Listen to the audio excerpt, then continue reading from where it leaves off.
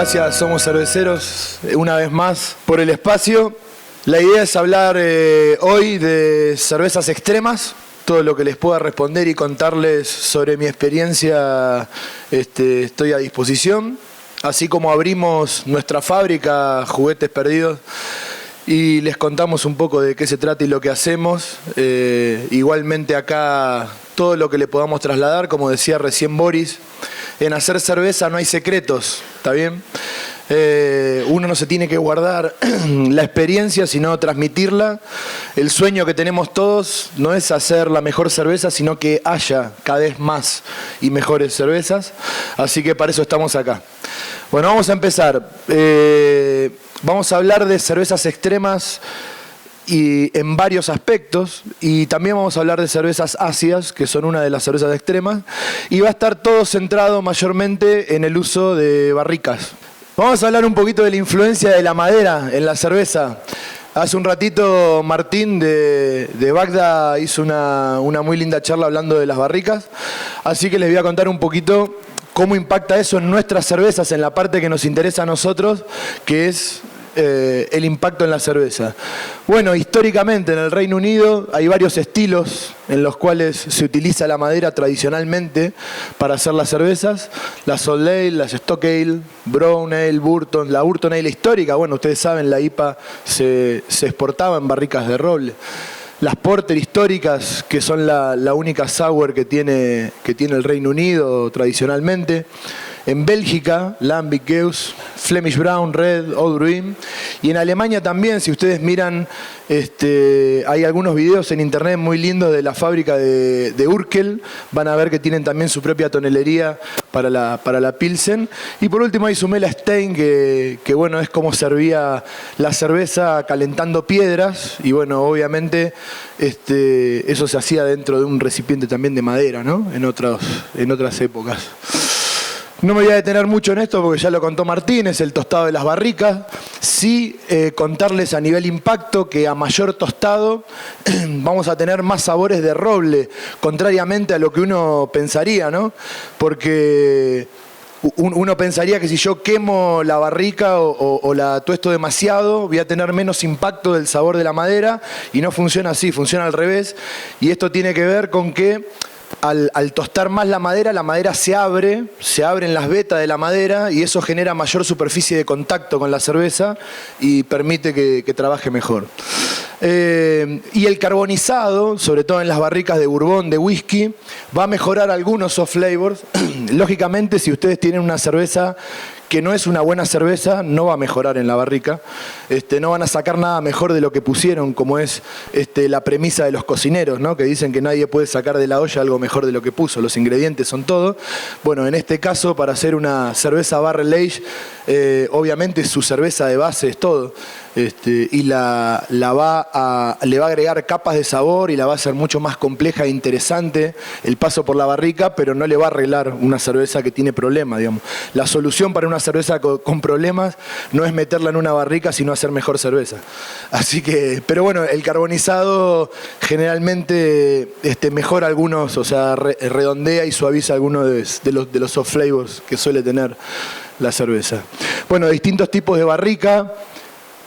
De vuelta, Martín contó bastante respecto de cada una y de la construcción de cada una. Yo me voy a centrar en lo que son los sabores. Roble americano van a encontrar en una cerveza pasada por este tipo de madera, coco, vainilla. Van a tener menos taninos y van a tener una intensidad de sabor a igualdad de tiempo en la barrica. La barrica de roble americano me va a dar una intensidad de sabor mucho más alta que la de roble francés. En la de roble francés aparece la vainilla, el tabaco, aparecen más taninos y hay más intensidad de aroma. ¿Está bien? En la de roble americano lo que van a tener es mucho flavor, mucho sabor en la boca, y en la de roble francés normalmente lo que encuentran es muchísimo más aroma. Hay otras maderas, nosotros hemos experimentado en Juguetes Perdidos con la Doppelbock, que estaba añejada en barricas de Malbec que eran de acacio. Y nada, tenía un flavor muy interesante, aparte del vino muy particular de la madera. El palo santo paraguayo que se usa mucho, e incluso Dogfish tiene una cerveza que es una stout que está añejada en una cuba de palo santo paraguayo. Amburana Dam, que hace la Petroleum, todos conocen la Imperial Stout, hace poquito sacó una serie en barricas y nada, la de Amburana es increíble, es una madera que se usa mucho para hacer las barricas de callaza que son en Brasil, pero bueno, hay muchas más alternativas, una vez piensa que es solo el roble y no, hay un montón de otras maderas que también se pueden usar. Aporte de flavor por añejamiento. La contribución del sabor obviamente es por la madera, pero también por la bebida. Nosotros en la experiencia nuestra lo que mejor nos resulta es usar barricas que hayan sido usadas para otros destilados o vinos. Tenemos barricas de vino tinto, de vino blanco, de coñac, de jerez, de whisky, de Campari. Y todo eso le aporta a la cerveza un flavor que va muchísimo más allá del flavor solamente de madera, ¿no? Y hay una microflora propia que no se encuentra mucho, obviamente, en las cervezas, en las barricas que provienen de destilados, porque tuviste adentro normalmente una bebida que tenía cerca de 60% de alcohol, pero es muy usual en vino. Normalmente las barricas de vino vienen con una microflora propia que, sobre todo para hacer cervezas sour, es muy deseada. Respecto de la cantidad de usos, en el caso de usar una barrica que tuvo un contenido previo, yo lo que recomiendo es un solo uso, porque en realidad el sabor que le quiero extraer, se lo voy a extraer, sobre todo si es muy prolongado. Nosotros añejamos cerca de un año, 9 meses, un año, 14 meses. Y la verdad es que es muchísimo más el riesgo, si no quiero hacer una cerveza sour, es muchísimo más el riesgo de reutilizar una barrica que el costo que tiene utilizar una nueva y ganar un poco de paz mental, ¿no? Y en el segundo uso, lógicamente, voy a necesitar muchísimo más tiempo también para extraer sabores, porque me llevé gran parte del flavor con la primera cerveza que pasé, ¿no? Bueno, la microoxigenación, la gran diferencia entre usar barricas y usar chips de roble o algún otro, hay varias otras formas de agregarle sabor a madera a la cerveza, pero bueno, lo maravilloso que tiene la barrica es la microoxigenación. Hay un trabajo permeable en la madera donde el oxígeno entra, sale, depende de la temperatura, las variaciones de temperatura, la cerveza penetra más y es como que va penetrando en la madera y va saliendo nuevamente, y eso también acelera mucho la maduración y los flavors. El aporte de color. Los taninos y la madera aportan color siempre a la cerveza. Lo mismo pasa con el whisky. Cuando ustedes ponen el destilado, en realidad el destilado del whisky es transparente.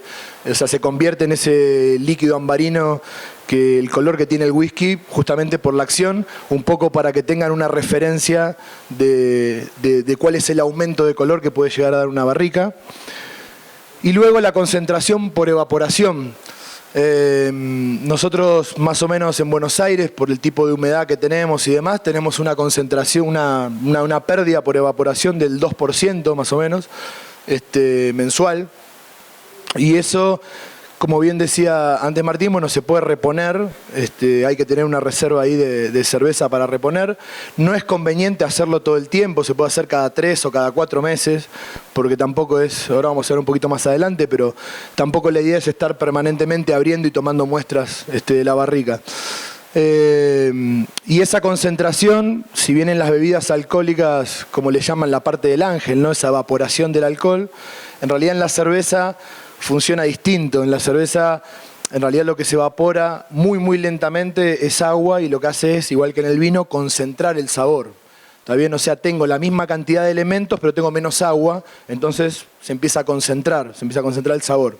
Bueno, acá hay una persona que yo admiro muchísimo, que es el maestro cervecero de Ryan River. Tuve oportunidad de conocerlo personalmente y hemos intercambiado algunos mails. Él es uno de los pioneros en Estados Unidos respecto del uso de barricas, tanto para hacer cervezas, como ellos le llaman clean, o cervezas limpias, digamos, donde quiero sabor a madera, como cervezas sour. Y siempre dice que, bueno, el primer consejo que él te puede dar cuando querés usar barricas es tener paciencia, ¿no? Que es lo más difícil, es el ingrediente, el quinto ingrediente de la cerveza, es uno de los más difíciles de conseguir. Pero bueno, la paciencia es todo. Normalmente uno pone la cerveza la primera vez que uno tiene una experiencia con barrica de madera, lo que hace es pone la cerveza en la barrica y a los 15 días empieza a tomar muestra para ver cómo está. Bueno, no va a pasar nada a los 15 días y no va a pasar nada al mes y recién a los 2 o 3 meses van a empezar a aparecer cosas. Lo ideal es no menos de 6 meses. Y bueno, obviamente, ¿no? Cuanto más va aumentando el tiempo de contacto, más voy a obtener mejores resultados. Bueno, respecto a la inspección de barricas es eso, hay que tratar de inspeccionar lo menos posible las muestras, solamente tratar cada 2 o 3 meses y solamente aquellas barricas que yo quiero saber cómo están o cómo vienen, o las que estoy a punto de blendear o embotellar como para tener una referencia. Recién conté respecto de la temperatura. Respecto a la temperatura hay muchos manuales, hay mucho que se basa en la experiencia. Hay fábricas como New Belgium o mismo Russian River que tienen bodegas acondicionadas a una temperatura y humedad determinada porque lo que quieren es una estabilidad. En el caso nuestro, yo cuento mi experiencia y que lo he visto cuando estuvimos en Denver en el 2014 o ahora mismo en Filadelfia. En muchas fábricas en Estados Unidos van a encontrar las barricas cerca alrededor del Brewhouse, en Epic, por ejemplo, y tienen resultados espectaculares. En el caso nuestro es lo mismo, compartimos el mismo espacio y la misma bodega con el espacio donde hacemos la cerveza. Hay variaciones de temperatura que no son demasiado bruscas. Normalmente el clima en Buenos Aires es templado. Pero a mí me gusta igual este cambio de temperaturas porque esa contracción y expansión hace que se acelere un poquito el intercambio con la madera. Bueno, el top-off, lo mismo, ¿no? Siempre tratar de aprovechar ese momento en el cual voy a tomar una muestra para volver a completar el nivel de la barrica. El toma muestra, bueno, Vini inventó, o bueno, se le ocurrió a él, un sistemita que es agujerear 2 milímetros, unos 15 centímetros sobre la barrica, como sería en un reloj, imagínense a las 6. ¿Está bien? Unos 15 centímetros arriba, un agujero con una mechita de 2 milímetros y un clavo, le pone él. Entonces es la forma más fácil de sacar una pequeña muestra sin incorporar oxígeno ni nada. Entonces saca el clavo, pones la copa, vuelves a poner el clavo y siempre tenés un clavito en el bolsillo por las dudas que se caiga o lo que fuera. Y respecto de las barricas vacías, bueno, esto de chequear las barricas vacías, chequearlas cuando uno las recibe antes de llenarlas, ¿no? Si yo voy a hacer una cerveza limpia, la barrica tiene que tener buen aroma. Eso es lo primero, ¿no? Cuando uno abre una barrica y siente el aroma, si sentimos aromas fenólicos o peor, avinagrados o ácidos, bueno, esa barrica seguramente está contaminada con alguna microflora de bacteria. Entonces, chequear sobre todo por el aroma, si la barrica no está del todo fresca, y chequear que no tenga grandes pérdidas. Si bien se pueden reparar o la barrica se vuelve a hinchar, la verdad que nos ha pasado con una de las cervezas, con la primera que hicimos, que llenamos unas barricas de whisky que estaban supuestamente recién vaciadas, y en una de las barricas perdimos 70 litros de Imperial Stout de 1200 densidad. Bueno, no lo podíamos arreglar apretando suncho, parafina, hay un montón de pequeños truquitos para corregir, que normalmente cuando la barrica se vuelve a hinchar, se sella de vuelta, pero cuando estuvo vacía un tiempito, se contrae la madera y entonces hay que trabajar un poquito ahí con esto. Mientras pasan la diapositiva pueden ir preguntando.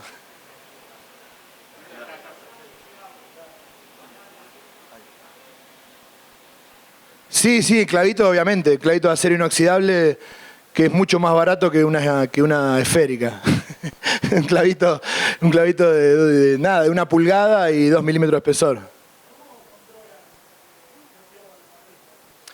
¿Cómo? No, nunca. La barrica la lleno con cerveza, por eso hay que inspeccionarla bien por fuera. Ahí decían, se puede probar si querés con agua. El tema es que cuando vacías ese agua para poner cerveza te llevaste un montón de sabor. No, va con cerveza. Sí, y hay un tema, ¿no? Bueno, con esa barrica de whisky que te digo, es una barrica que la compramos en una fábrica. Normalmente es mejor trabajar con alguna tonelería que ellos, o sea, te garantizan de algún modo la estanqueidad de la barrica, ¿no? Igualmente hay muchas cosas para hacer, como te decía, muchas veces ajustar los sunchos y normalmente se contrae. Nosotros generalmente la barrica, si sabemos que la vamos a llenar al día siguiente y es una barrica que está vacía, el día anterior la mojamos todo el día la vamos mojando por fuera, tapada, y eso también ayuda a que se vaya lentamente hinchando antes de poner la cerveza. Y por último, el último recurso es la parafina. ¿Está bien? A veces la parafina no es algo definitivo, no es que te vaya a servir, pero sí la parafina te va a servir como un parche hasta que se hinche la barrica y deje de perder. Es normal que pueda gotear 24 horas. Si gotea más de 24 horas tenés un problema que hay que resolver. O sea, porque ya pierde la integridad. ¿Está bien? Bueno, saliendo un poquito del tema de la madera, hablando de cervezas extremas. Bueno, uno puede hacer una cerveza extrema también llevándola al límite en alcohol, donde obviamente incluye el barrel age.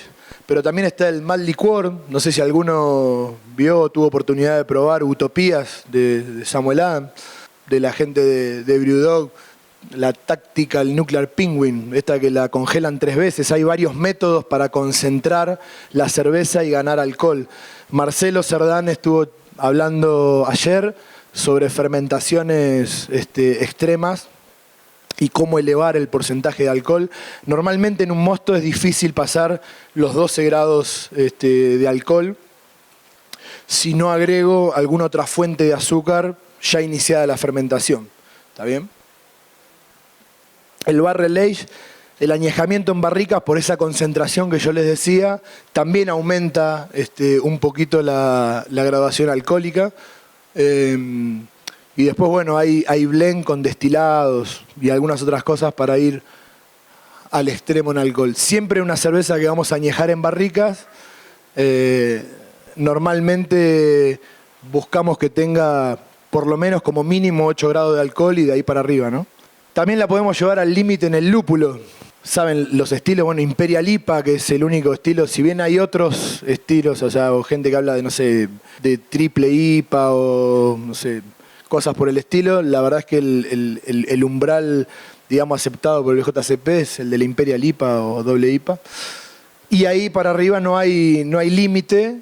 Bueno, Mikkeller sacó esa famosa de Millibus. Lo cierto es que el umbral sensorial no te permite nunca captar ese amargor.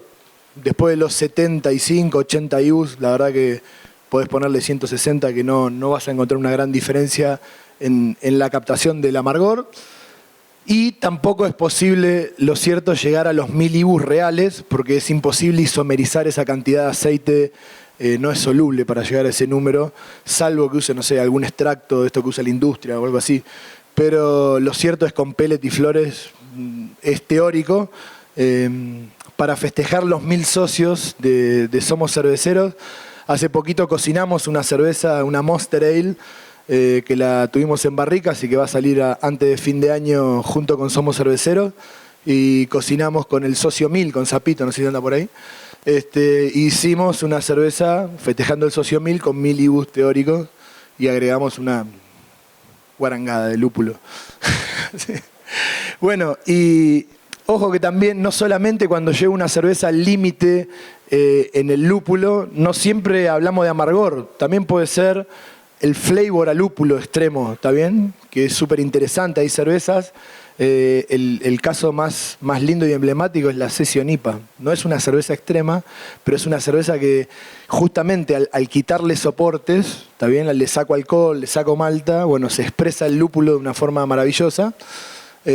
Así que puedo usar un montón de técnicas para incrementar el sabor al lúpulo, que recién las explicó muy bien Boris, así que no voy a contarlas. Pero bueno, el Hop Rocket, Hop Back, Dry Hop. Una de las cosas que más disfruto de viajar y conocer cerveceros de otros países es probar cervezas locales donde se desarrollan los ingredientes locales. Hay cervezas experimentales hechas con un montón de ingredientes. Me pasó en Perú, en Brasil, mismo en Estados Unidos. Stan Hieronymus acaba de sacar un libro específicamente dedicado a esto, a las cervezas hechas con ingredientes locales. Pero hay dos cosas acá. Una, el tema de la armonización. O sea, no porque le pongo un ingrediente local necesariamente va a ser una cerveza rica. Tengo que pensar y diseñar en mi cabeza esa receta. No sé, si estoy en Salta y tengo albahaca, no sé a cuántas cervezas le puede quedar bien la albahaca, ¿no? Pero bueno, en cervezas experimentales hemos probado cerveza con ají molido, con cosas que uno dice, bueno, qué sé yo. No todos los ingredientes, por más que sean locales, son aptos para hacer una buena cerveza, entonces hay que pensarlo en términos de armonización. El ejemplo que más me gusta de este tipo de cervezas es la Cacao IPA de Bodebraun, de Brasil, que ganó un montón de premios internacionales. Y nada, Brasil tiene el cacao es amargo, o sea, no es chocolate, no es el chocolate que está mezclado con azúcar, sino el cacao amargo. Y en una IPA es maravilloso, como que el sabor es alucinante. Y bueno, ese es el mejor ejemplo. Acá en Bariloche, Berlina, hace la colonia suiza, la Golden con enebro, que es fantástica. Así que bueno, es muy interesante cuando quiero hacer alguna cerveza también llevada al extremo, poder investigar un poquito localmente qué ingredientes tengo. Hace un ratito estábamos charlando con algunos de los chicos acá y me preguntaban esto, qué tipo de cervezas eran interesantes para guardar, ¿no? Para guardar una barrica o para guardar también en botella, para añejar en botella. Bueno, no cualquier cerveza envejece bien. Recién hablábamos que una IPA en botella puede tener una caducidad de 4 semanas. Y, por ejemplo, una Geuss puede tener 30 años. De hecho, en la etiqueta es muy cómico, pero dice eso, consumir antes de febrero de 2034. No sé qué pasará si la consumí, dice en marzo de 2034, pero bueno, tienen 30 años la botella porque, bueno, en realidad lo que se considera es que una cerveza, sobre todo las cervezas ácidas, las Lambic, las Geuss, que son el blend de Lambic, en realidad, o sea, es como que van evolucionando en la botella como un buen vino, como un vino de 30 años. Va cambiando, lógicamente, pero puede evolucionar muy bien. Para que una cerveza se pueda guardar mucho tiempo, obviamente tiene que ser intensa en alcohol. Si lo que voy a hacer es una cerveza limpia, si lo que voy a hacer es una cerveza ácida, la verdad que el alcohol no juega ahí un papel preponderante. El lúpulo, una cerveza, tengan en mente que cuando van a guardar una cerveza mucho tiempo, el lúpulo con el tiempo decae. Si no quieren que se ponga extremadamente dulce, hay que aumentar el lúpulo en el momento de la cocción. Y después la intensidad de sabores, que uno tiene que saber que cuando va evolucionando la cerveza y va redondeando, la intensidad de sabores es muy importante diseñarlo y pensarlo en la receta. Muchas veces una cerveza de guarda es muy difícil de tomar cuando está recién hecha. Pero bueno, uno tiene que ser capaz de poder imaginar cómo va a evolucionar con el tiempo. Y ahí siempre hay que pensar que el dulzor sube, el amargor baja. La oxidación nos da una percepción siempre de más dulzor, ¿no? Ese ajerezado típico de la buena oxidación de las maltas. Así como en su momento fue una revolución en Estados Unidos el lúpulo, estos últimos años hay una revolución con el Barrel Age. No hay cervecería que hoy puedan visitar en Estados Unidos que no tenga un programa de añejamiento en barricas. Todas tienen. En la última World Beer Cup había muchísimas más muestras presentadas en la categoría Barrel Age que en la categoría English Porter, por ejemplo, o American Bitter. La verdad es que es maravilloso como, o sea, la gama de sabores que se pueden encontrar y la cantidad de cosas que se están haciendo. En el estilo americano de cervezas de guarda hay muchísima influencia del contenido anterior. Ellos tienen un exceso tremendo de las barricas de Bourbon, con lo cual casi todas las cervecerías utilizan barricas de Bourbon, pero hay otras que tienen más posibilidades económicas y he visto barricas de Fernet italiano, barricas de brandy, de lo que se les ocurra. No hay límite de estilos. Eso también me sorprendió mucho. Se empiezan a ver, o sea, cervezas session añejadas poco tiempo en barricas, por ejemplo, de Bourbon, Una cerveza, imagínense, una pale liviana o una English Brown liviana, añejada durante 2 o 3 meses en una barrica de bourbon. Entonces aparece coco, aparece el mismo sabor del bourbon, pero tengo una cerveza liviana y fácil de tomar. Y bueno, es esto, ¿no? La madera hoy en Estados Unidos es el nuevo lúpulo. Todo el mundo está haciendo algo y está experimentando. Esta parte ahora es sobre cervezas ácidas, que es otra forma de hacer cervezas extremas, donde hay una fermentación mixta, aparte de la fermentación alcohólica hay bacterias y levaduras salvajes. Esa es una típica fermentación de alguna cerveza de fermentación espontánea, ¿no? Donde pongo el mosto dentro de la barrica y sobre todo en Bélgica es muy tradicional permitir que se selle sola la barrica con el mismo mosto. Los que intervienen son Saccharomyces, que es la levadura con la cual ustedes hacen todas las cervezas que hacen, pero aparte hay 2 bacterias que son, si bien no son las únicas, son las que más se trabajan, que son los Lactobacillus y los Pediococcus, y Brettanomyces, que son las levaduras salvajes, que hay también 4 cepas que son las que más se utilizan. El Saccharomyces, como decíamos recién, que hace la fermentación alcohólica y trabaja durante unos días. El Lactobacillus, que produce ácido láctico, no genera generalmente flebos aromáticos, sino que simplemente baja el pH de la cerveza y trabaja durante algunas semanas. El Pediococcus, que produce ácidos grasos, produce diacetil, muchos compuestos aromáticos, generalmente durante esos meses que trabaja el Pediococcus. Los belgas dicen que la cerveza está enferma porque se pone como toda turbia, ¿no? Por todos estos ácidos y el diacetil. Y el Brettanomyces, que termina sintetizando algunos de esos ácidos grasos con los alcoholes y genera nuevos flavor de sabor y de aroma, sobre todo el típico aroma del Brettanomyces, que es aroma a granero o a montura de caballo, cuna de gato. Todo esto parece muy feo, pero yo les aseguro que son ricas.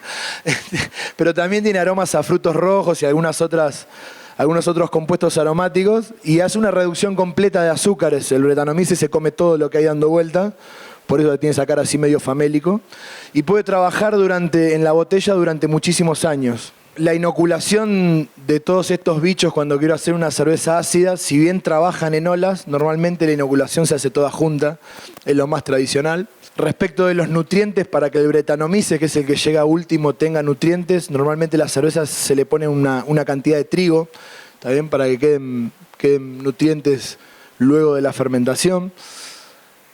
Y la reproducción se va dando en simultáneo mientras trabajan los otros bichos. Hay una convivencia ahí que es bastante compleja. Bueno, acá está lo que hablamos de las barricas para hacer las cervezas ácidas, ¿no?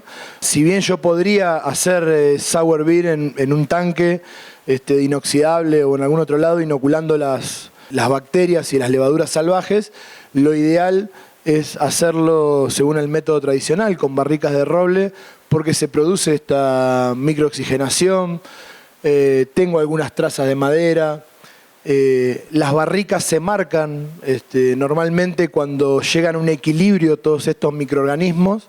Hay barricas que dan mejores cervezas que otras barricas, entonces normalmente lo que hago es conservar estas barricas que tienen esta microflora buena y tratar de inocular con esa microflora otras barricas. ¿Cómo? Sacando una porción de mosto cuando ya empezó a desarrollar el Brettanomyces y cargo una barrica, entre comillas, virgen con gran parte de ese mosto para tratar de contagiarle de forma positiva toda esa microflora y esos microorganismos que me dieron una cerveza rica, ¿no?